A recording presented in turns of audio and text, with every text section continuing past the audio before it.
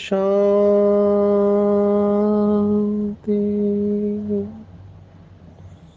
आज 2 अगस्त 2023 भारत में बुधवार है। Today is 2 August 2023 and it's Wednesday in Bharat. आज की मुरली का जादुई रहस्य स्वयं को प्रेरणा देने के लिए magical secrets of today's Murli for motivating the self. आज की साकार मुरली बाबा श्रीमद् भगवत गीता 17वां अध्याय उसके ऊपर है।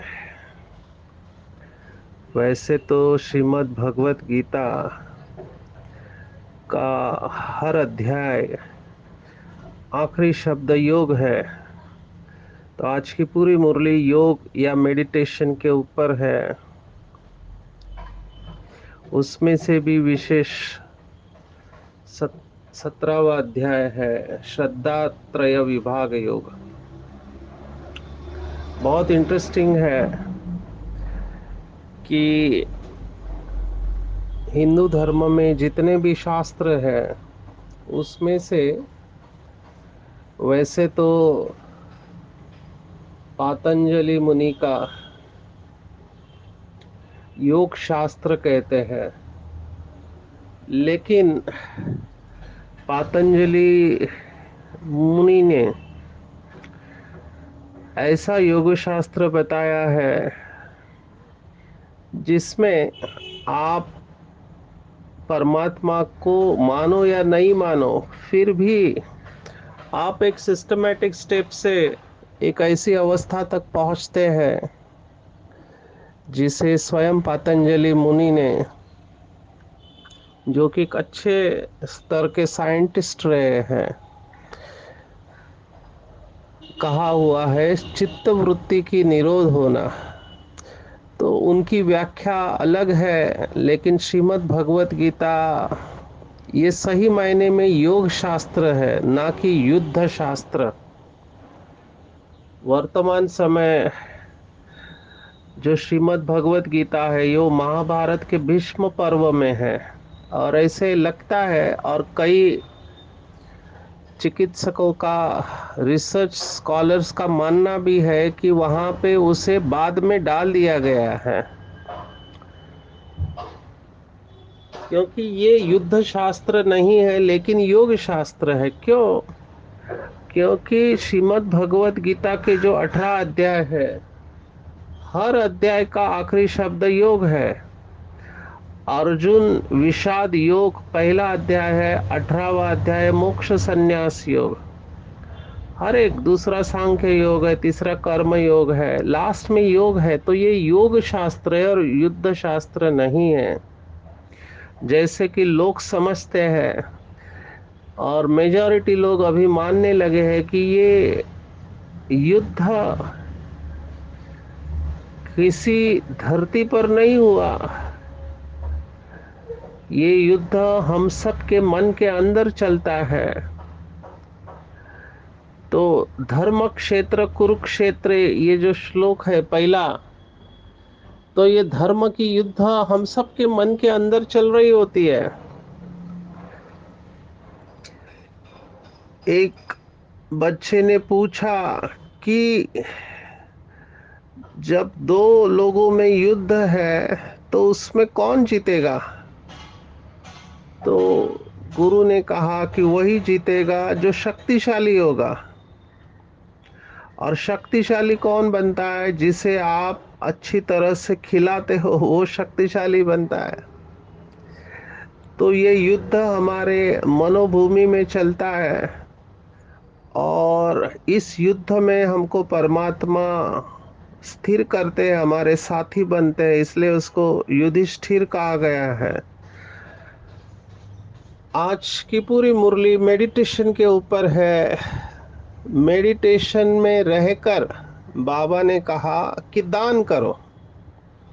ये दोनों शब्द जुड़े हुए हैं। पहले हम योग शब्द को लेंगे। इसे तो 7 डेज कोर्स में ये बताया जाता है सभी बीके भाई बहनों को। अभी कई बार मैंने देखा है कि हम जब शिविर रखते हैं तो कई लोग मैट लेके आते हैं योगा की, और उनको लगता है यहाँ पर भी प्राणायाम योगासन सिखाएंगे, लेकिन बाबा ने हमको कोई प्राणायाम योगासन नहीं सिखाया है। बाबा ने कहा दुनिया में ये जो योग सिखाते हैं वो अलग है, यहाँ पे जो योग सिखाते हैं वो अलग है। यही सुंदरता है यहाँ की कि दुनिया में जो योग है, समझो किसी को घुटने का दर्द है, कमर का दर्द है, वो आसन प्राणायाम नहीं कर सकता जिसको फेफड़े की बीमारी है। लेकिन यहाँ पे गूंगा बहरा जिसको दिखाई नहीं देता है वो सभी योग कर सकते हैं। आप किसी भी धर्म के हो तो भी कर सकते हैं। ये यहाँ की सुंदरता है। आप बिस्तर पे लेटे लेटे भी कर सकते हैं, चलते फिरते भी कर सकते हैं, क्योंकि ये कर्म योग है। बाबा ने आज कहा श्रीमद् भगवत गीता की विशेषता है कि हर युग में उस समय के लोगों के लिए श्रीमद् भगवत गीता प्रेरणा देती है, क्योंकि सभी शास्त्रों का सार है। इनफैक्ट गीता को बाबा तो सर्वशास्त्र शिरोमणि कहते हैं। तो सभी शास्त्र श्रीमद् भगवत गीता से निकले हैं, क्योंकि इसमें सभी प्रकार के लोगों का टेस्ट पूर्ण हो जाता है। जिसको जो चाहिए वो ले लेता है। कोई सन्यास वाला यहाँ से सन्यास को उठा लेता है, कोई कर्मठ होता है तो उसको कर्म योग दिखाई देता है, कोई इंटेलेक्चुअल ज्ञानी होता है तो उसको इसमें ज्ञान दिखाई देता है, कोई भावना वाला है तो उसको इसमें भक्ति दिखाई देती है। और हर एक के अपने अपने तरीके हैं। ये 4 प्रकार के लोग हमेशा रहेंगे। आप इसको कुछ नहीं कर सकते। तो ये 4 प्रकार के लोग 4 प्रकार की प्रेरणा लेकर 4 प्रकार के प्रमुख मार्ग बताते हैं। ज्ञान योग का मार्ग, कर्म योग का मार्ग, भक्ति योग का मार्ग और संन्यास योग का मार्ग। ये हमारी पर्सनालिटी है। कोई दिमाग से चलते हैं, कोई दिल से चलते हैं, कोई हाथों से चलते हैं, कोई पैरों से चलते हैं। मैं इसको अंग्रेजी में कहता हूँ 4H। 4H होती है, head, heart, hands and heels. सन्यासी होते हैं वो हील का इस्तेमाल करके निकल जाते हैं। कर्मठ होते हैं वो हाथों से काम करते रहते हैं। दिल से चलने वाले हर बात में भावनाओं को इस्तेमाल करते हैं, और दिमाग से चलने वाले दिमाग को इस्तेमाल करते हैं। हमको जो चाहिए वो चाहिए holistic utilisation of all this 4 areas. माना ये चारों को इस्तेमाल करना हमको आना चाहिए, और चारों को जो इस्तेमाल करता है वो राजयोगी बन जाता है। जैसे अभी इस समय जितनी भी पैथीज है तो मुझे पूछते हैं ये प्रश्न, कौन सी पैथी अच्छी है, एलोपैथी, होम्योपैथी या होम्योपैथी या आयुर्वेदा? तो मैं कहता हूँ right pathy for right disease. सब पैथी का अपना महत्व है। कौन से बीमारी में कौन सी पैथी यूज करना है हमको आना चाहिए। अभी तो लेटेस्ट नेचुरोपैथी का बहुत जोर है, क्योंकि लोग अभी दवाइयों से दूर भाग रहे हैं, पर कई सारी बीमारियों में दवाई लेना पड़ता है। तो हम गोल्डन रूल ऑफ थंब इस्तेमाल करते हैं कि एक्यूट डिसीजेस है उसमें एलोपैथी काम करता है, पुरानी बीमारियों में आयुर्वेदा या होम्योपैथी या नेचुरोपैथी, बाबा ने कहा कलयुग है तो दवाइयों के बिगर चलना मुश्किल है, क्योंकि तत्व तमो प्रधान है। बहुत भाग्यवान है वो लोग जिनको कोई बीमारी नहीं है, they are the luckiest people. और ऐसे लोग भी हमने देखे, एक भी गोली नहीं खाते हैं, उम्र हो गई है लेकिन कोई बीमारी नहीं है। मैंने एक हॉस्पिटल में प्रोग्राम किया था, तो वहाँ का एचआर का इंचार्ज हेड 60 इयर्स में था। तो उन्होंने अपना अनुभव सुनाया कि पूरे जीवन में उन्होंने सिर दर्द का भी गोली नहीं खाया है कभी। तो बहुत कम लोग होते हैं जिनका शरीर इतना अच्छा रहता है, लेकिन हमको एक्सेप्ट करना है, तुलना नहीं करनी है। पर ये बातें सब मैं इसलिए बता रहा हूँ क्योंकि ज्यादातर लोग हमारे पास आते हैं मेडिटेशन से बीमारी को ठीक करने के लिए आते हैं। और इस समय की मेजॉरिटी बीमारियां मनोकायिक है, जिसको हम साइकोसोमैटिक कहते हैं। तो मेडिटेशन के ऊपर आज बाबा ने क्या कहा कि उन सब की साधना अयथार्थ है। अयथार्थ क्यों है? क्योंकि कोई किसको याद करता है, कोई किसको याद करता है। कई संस्थाओं में वो गुरु का फोटो रख के गुरु को याद करते हैं। आज बाबा ने कहा कोई काली का भक्त होगा वो काली को याद करेगा, जगदम्बा का होगा वो जगदम्बा को याद करेगा। तो उनकी आंखों के सामने वही चेहरा होगा। और कोई सन्यासी होगा, उसका थॉट तो अलग ही है। सन्यासी इस तत्व को याद करते हैं, कहते हैं ब्रह्म में हम लीन हो जाएंगे। हर एक की अपनी अपनी टेक्निक है। हम भी साइंस ऑफ मेडिटेशन के ऊपर सेशन लेते हैं। तो इस समय जो प्रचलित वर्ड चला है वो मेडिटेशन है। ये विदेश का शब्द है, भारत का शब्द तो योग है, लेकिन इस योग को भी विदेशियों ने योगा कर दिया, योग को एक्सरसाइज में कन्वर्ट कर दिया। हालांकि बाबा भी यही कहता है कि ये ड्रिल है, एक्सरसाइज है, पर बाबा की रूहानी एक्सरसाइज है, वो जिस्मानी एक्सरसाइज कराते हैं। तो मेडिटेशन को समझना है। बाबा ने कहा केवल मेडिटेशन नहीं, लेकिन साथ में ज्ञान भी होना बहुत जरूरी है। ये आज बाबा ने बार बार कह रहा है, केवल मेडिटेशन नहीं है, इसमें ज्ञान भी होना जरूरी है। तो आज बाबा ने कहा पहले मेडिटेशन, खास करके अमृत वेले। कई लोग हमको पूछते हैं सर कौन सा टाइम मेडिटेशन के लिए अच्छा है। तो बाबा ने भी कहा है, भक्ति मार्ग में भी मानते हैं, बाबा ने बहुत बार मुरलियों में कहा हुआ है कि प्रभात राम सिमर प्रभात मोरे मन। महाराष्ट्र में बहुत फेमस हुआ, प्रभात मनी राम चिंतित जावा, माना सुबह सुबह ऊपर वाले को याद करना चाहिए। साइंस भी इसको आजकल मानता है, क्योंकि सुबह सुबह आप फ्रेश रहते हैं, कोई निगेटिविटी अभी तक गई नहीं है, रात की नींद पूरी हो गई है, तो मन सहज ही डिटैच हो जाता है, एकाग्र होने के चांसेस ज्यादा रहते हैं। साइंस वाले कहते हैं सुबह 4 बजे का टाइम, क्योंकि उस समय हमारे ब्लड के अंदर, खून के अंदर कॉर्टिसोल आता है। ये कॉर्टिसोल निकलने का टाइम होता है। तो इसको हम अंग्रेजी में कहते हैं, एक बॉडी का क्लॉक होता है, इसको अंग्रेजी का शब्द है सर्कैडियन रिदम। रिदम रहता है हमारे शरीर के अंदर, कौन सा हार्मोन कब निकलेगा। तो 4 बजे का समय बहुत अच्छा कहा गया है, इवन एलोपैथी के हिसाब से भी। योग शास्त्र में तो कहते ही है कि संधि काल जो होता है। तो बाबा ने आज इसको अंडरलाइन किया है कि अमृत वेले आपको उठ के बैठना है, बाबा की याद में फ्रेश होके बैठना है। आपको पहले भी मैंने बताया, जब मैंने जगदीश भाई को, हमारे आदरणीय जगदीश भाई जी को सवाल पूछा कि मैं आपसे आगे जाना चाहता हूं तो क्या पुरुषार्थ करूं, तो उन्होंने कहा कि अमृत वेला जब भी योग में बैठो तो फ्रेश होके बैठना, और कोई भूल नहीं होनी चाहिए, क्योंकि भूल हो गई तो फिर उस भूल का जो भी कर्म बनता है वो आपको उड़ने नहीं देगा। इसलिए अभूल होना चाहिए, जिसको स्मृति स्वरूप कहा है। और बाबा को याद करो, अमृत वेले। तो आज बाबा ने अमृत वेले को अंडरलाइन कराया है, अमृत वेले, क्योंकि दिन में बाबा कहता है कभी भी मेडिटेशन नहीं होती है। ये साकार मुरली है, हालांकि अभी बाबा निरंतर याद की बात कह रहा है। हम आएंगे उसके ऊपर, पर शुरुआत आपको अमृत वेले योग से करना है। सुबह का टाइम बहुत अच्छा रहता है, सबका अनुभव है।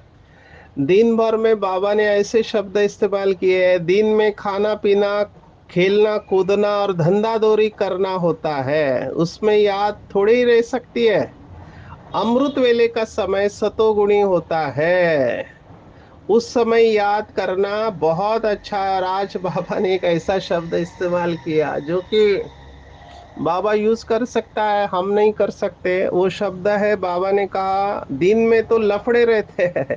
लफड़े माना लड़ाई झगड़ा। लफड़ा शब्द का अर्थ अलग है, पर हम इधर लड़ाई झगड़ा कहते हैं या दिन भर में बिजी रहते हैं। लफड़ा उसे कहते हैं कि आपके परिवार से या समाज से अस्वीकृति हो, फिर भी आप किसी के प्यार में, प्यार के लिए किसी का सुनते नहीं है, तो उसको लफड़ा कहा जाता है। वही बात है, पुरानी दुनिया में हमारे ये सब लफड़े चलते रहते हैं।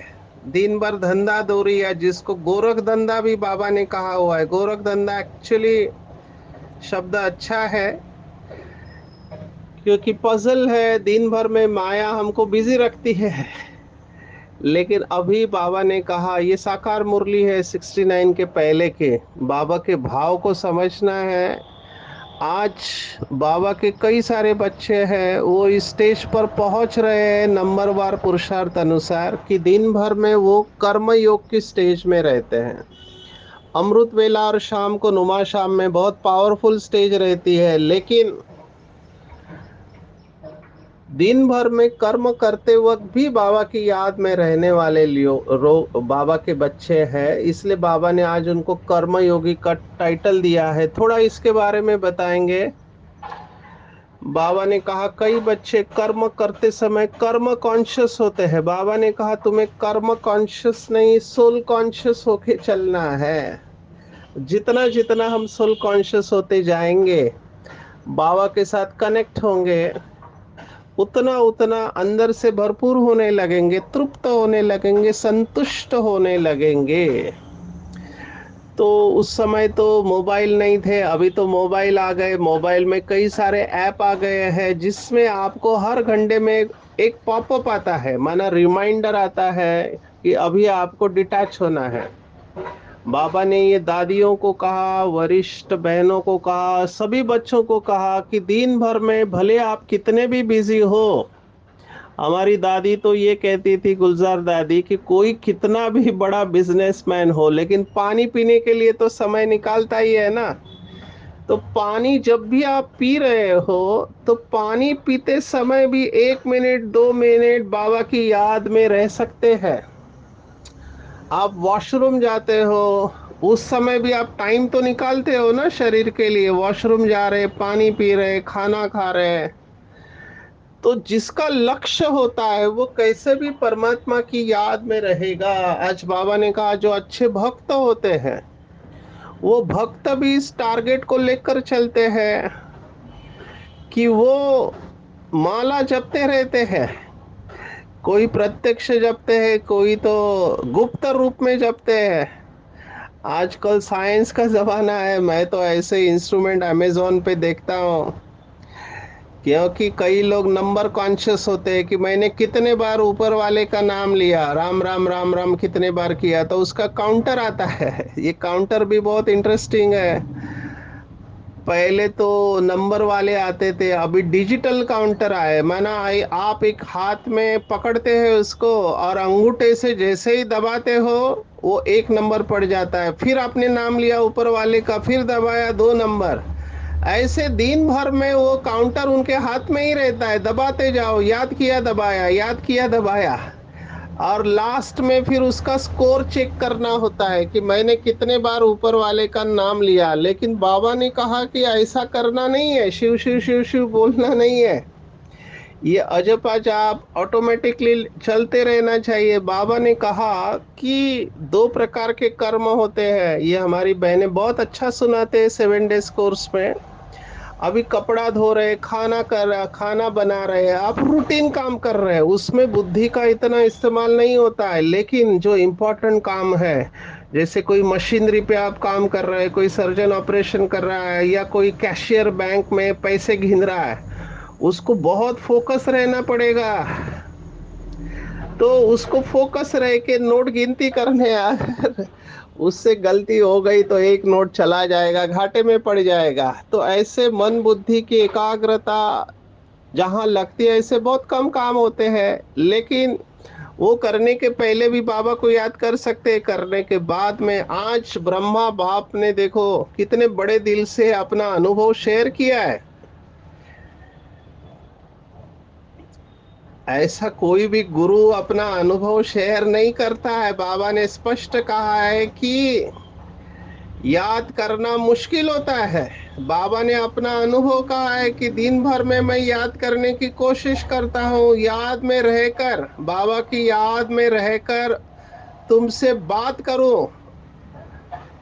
मैं कोशिश करता हूँ, अंदर ये नशा रहता है कि मैं स्वयं ब्रह्मा हूँ, बच्चों से बात कर रहा हूँ, मैं स्वयं मनुष्य सृष्टि का बाप हूँ। ऐसा समझने से नशा चढ़ रहा है। माना बाबा ये कह रहा है कि स्वमान में रहने से नशा चढ़ता है, लेकिन मैं आत्मा हूं और परमपिता परमात्मा बाप को याद कर बात करूं, ये याद बड़ा मुश्किल रहती है। ये बाबा अपना अनुभव सुना रहे। सोचो, ब्रह्मा बाबा अपना अनुभव सुना रहे हैं।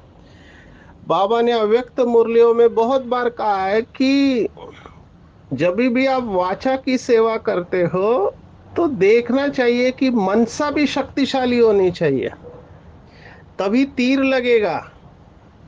तो फिर कुछ बाबा के बच्चों ने यह अनुभव किया, मैं भी यह अनुभव करता हूँ कि बीच बीच में बोलते समय बाबा के साथ कनेक्ट होके बोलो।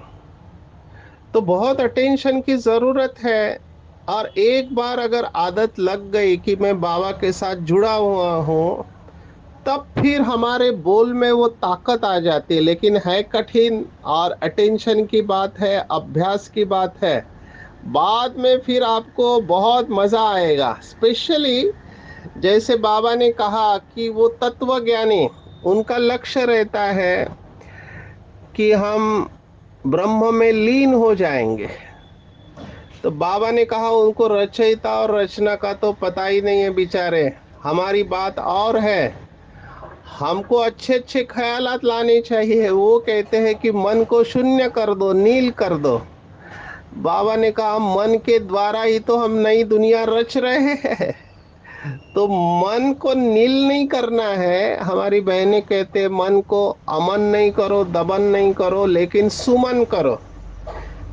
यही फर्क है पातंजलि योग में। पातंजलि कहता है चित्त की वृत्तियों को रोक दो, तो वो आनंद की वृत्ति को भी रोकने को कहता है, शांति की, सुख की वृत्ति। जबकि बाबा कहता है ये वृत्ति के द्वारा ही वाइब्रेशन, और वाइब्रेशन से वायुमंडल बनता है। तो हमको वृत्तियों को रोकना नहीं है। यहां पर आता है दूसरा शब्द जो आज के मुरली का है, जो 17वां अध्याय हमने कहा कि बाबा ने कहा दान करो। इसके ऊपर हम डिटेल में गए हैं श्रीमद् भगवत गीता स्टडी ग्रुप में। 17वें अध्याय जिसमें 28 श्लोक है, 28 verses in 17 chapter of Bhagavad Gita. Verse number 20, 20वां श्लोक है, दातव्यमिति यद्दानम दीयते अनुपकारिणे देशे काले च पात्रे च। ये शब्द बहुत इंपॉर्टेंट है। जैसे बाबा मन मना भव मध्याजी भव कहता है, वैसे एक ही शब्द ध्यान में रखो, देशे काले च पात्रे च तद्दानम सात्विकम स्मृतम। माना देश काल और पात्र देखकर हमको दान देना चाहिए, और उसी को सात्विक दान कहा गया है। तो दान भी तीन प्रकार का कहते हैं, एक सात्विक, राजसी और तामसी। ज्यादातर इस समय देखा गया है दान देने वालों की लिस्ट होती है। बाबा ने कहा इस समय अगर आप पूरे वर्ल्ड में देखो तो Bill Gates foundation, Bill Gates ने मेलिंडा गेट्स फाउंडेशन में $5 बिलियन, 5 बिलियन बहुत होते हैं, 500 करोड़ डॉलर्स को दान किया है। वैसे और भी है, भारत में अलग दानी है और विदेशों में अलग दानी है। ये लोग दान करते रहते हैं। मस्क फाउंडेशन भी बना है, इलॉन मस्क और जुकेरबर्ग है, ये बहुत दानी है, भारत में भी दानी है। और ये दान जो है अगर आप गहराई में देखो तो उसके पीछे भगवान ही जानता है कि इनका इंटेंशन क्या होता है। तो राजसी दान किसे कहते हैं? राजसी माना आपको कोई अपेक्षा है रिटर्न में और आप क्लेश पूर्वक दान करते हो। परिक्लिष्टम तद्दानम ऐसे कहा गया है। माना क्लेश पूर्वक दान करते हैं और फल को दृष्टि में रखकर, माना मुझे इस दान का रिटर्न में क्या मिलेगा, इसका अटेंशन रखकर जो दान देते हैं। जैसे कई मंदिरों में हम देखते हैं, वो जो भी दान दिया है मुझे वंडर लगता है, फैन के ऊपर अपना नाम लिखते हैं, जो स्टेप्स होते हैं उसके ऊपर अपना नाम लिखते हैं कि फलाने ने दिया, बेंचेस होते हैं उसके ऊपर अपना नाम लिखते हैं। तो ये राजसी दान हुआ, क्योंकि आप रिटर्न में आपकी महिमा हो रही है। तामसी तो पूछो ही मत, उसको बोलना ही नहीं चाहिए। लेकिन भगवत गीता, ये 3 श्लोक है 17वें अध्याय के, 20, 21, 22। तामसी ज्ञान 22वां श्लोक है, 22nd वर्ष। बिना सत्कार के तिरस्कार पूर्वक अयोग्य देश काल में और कुपात्र को दिया गया दान, वो तामसी दान है। कोई शराब पीने वाला, जुआ खेलने वाला, आप उसको दान देते हो तो तामसी दान है। तो पात्र देखकर दान करना चाहिए। बाबा ने भी मुरली में कहा है कि सामने वाले को देखो वो कौन सी हालत में है, लेने के हालत में पात्र है। डिबेट नहीं करना है। बाबा जब ये कहता है किसी के साथ, तो बाबा यही कह रहा है कि वो पात्र नहीं है तो उसको नहीं देना चाहिए, लेकिन दान जरूर करना है। और सबसे अच्छा दान जो बाबा ने कहा, अविनाशी ज्ञान धन का दान या ज्ञान रत्नों का दान। और ये कौन कर पाएंगे? जो अंदर से भरपूर है, जिनका योग अच्छा है। इसलिए मेडिटेशन पहला, उसके बाद ऑटोमेटिकली दान आता है। कई लोग मुझे पूछते हैं मनसा सेवा कैसे करें। मैंने कहा मन अच्छा है तो सेवा निरंतर करता रहेगा। मन अच्छा है माना क्या? तो आत्मा अच्छी है। आत्मा अगर अच्छी बन जाती है बाबा की याद से, तो मन शक्तिशाली होता है, तो उस मन से निरंतर सेवा ही होती रहती है। फिर आप उस सेवा को फोकस होके करो, तो वो मनसा सेवा है। तो बाबा ने स्पष्ट आज की मुरली में भी कहा है कि जितना याद में रहेंगे उतना अवस्था परिपक्व होती जाएगी और तुम किसी को भी समझा सकते हो। और ये बाबा की मदद है। बाबा ने बहुत सुंदर कहा है कि आपके सामने कोई आए तो आपको परखना आना चाहिए कि इसको क्या जरूरत है। किसी को भोजन चाहिए तो उसको भोजन देना है, पानी है तो पानी देना है। तो इस तरह से सामने वाले को परख कर दान देना है, तो हम भी बाबा के समान बन जाएंगे। बाबा बागवान है, खिवैया है। खिवैया माना डूबते हुए को बचाने वाला, बागवान माना फूलों का बगीचा बनाने वाला, कांटों का नहीं, कांटों का बनाने वाला रावण है। बाबा ने कहा, आज बाबा ने अल्लाह का बगीचा या बहिश्त या गार्डन ऑफ अल्लाह, इन शब्दों को याद किया गया है। पहले ये झाड़ छोटा था, सुंदर बगीचा था, अभी बहुत विशाल बन गया है। तो बाबा ने कहा बच्चों को तरस आना चाहिए। रहम दिल का टाइटल बाबा ने आज याद किया। तरस आना चाहिए, तरस आएंगे तो दान करेंगे। और रिलीजियस माइंडेड ही बहुत दान करते हैं।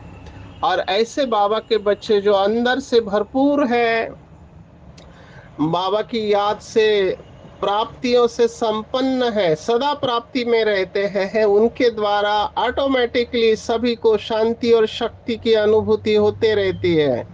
उदाहरण बाबा ने दिया, जैसे फलदायक वृक्ष अपने शीतलता की छाया में मानव को शीतलता का अनुभव कराता है और मानव प्रसन्न हो जाता है, ऐसे ही बाबा के योगी बच्चे अपनी प्रसन्नता के वाइब्रेशन से, अपने प्राप्तियों की छाया द्वारा तन मन के शांति और शक्ति की अनुभूति कराते हैं।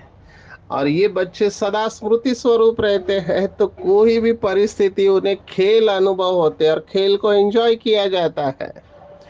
तो आज पूरे दिन भर में याद रखना है कि अमृत वेला मेरा शक्तिशाली हो, ज्ञान में रमण करना है, रात को भी टाइम मिले तो जागकर ज्ञान में रममाण होना है, और देश काले छ पात्रे छ, दान करना है, नशे में रहना है, सबको बाबा का संदेश देने की सेवा करनी है। अच्छा, ओम शांति।